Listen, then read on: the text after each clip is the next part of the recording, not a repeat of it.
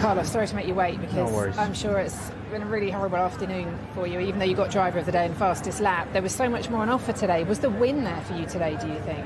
Even? Was there? Was the win even there for you today? No, not the podium should have been. Not the win, but podium position, I think with a perfect race, we could have made it.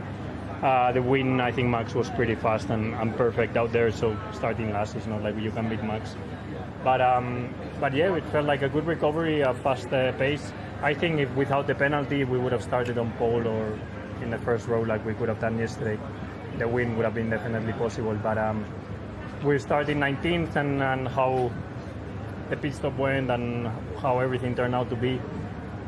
Finishing P5 and the point of fastest lap is okay. I'm going to take it, but I believe that with a perfect race, we could have been further up ahead. There are lots of things to talk about, but it essentially comes down to teamwork and strategy and calls, doesn't it? Because they spoke to you on the radio when you were in the middle of the overtake.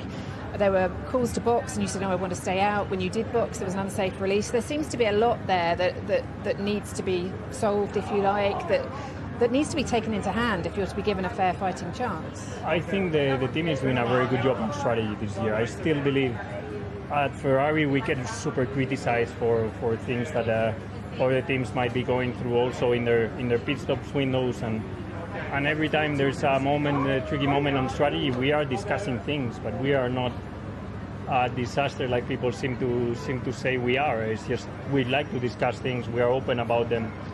Yes, I was in the middle of an overtake, but the team believed that was the right lap to stop and come back through the field.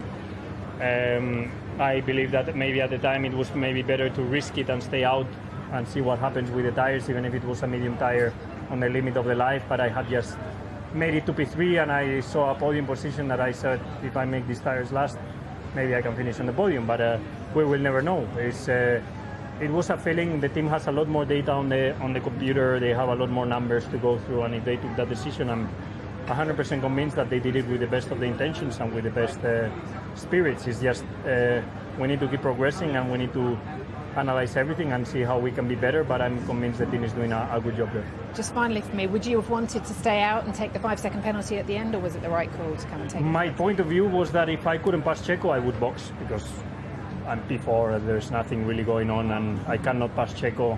Let's try and box and come back. The moment I passed Checo, I was like, okay, I'm P3. Let's see if I can pull away 5 seconds and make it to the end with these tires. At that stage, our numbers said impossible to make it to the end. Plus the 5-second penalty, you risk even losing position to Fernando or whatever. So the team took it to play it safe. We knew P5 plus fastest lap is good points, and we took the P5 plus fastest lap. In the moment, maybe my feeling was different, but until I don't see the numbers and everything, is impossible for me. I think we will never know what would have been the best. Still a great job. Thank you. Thank you.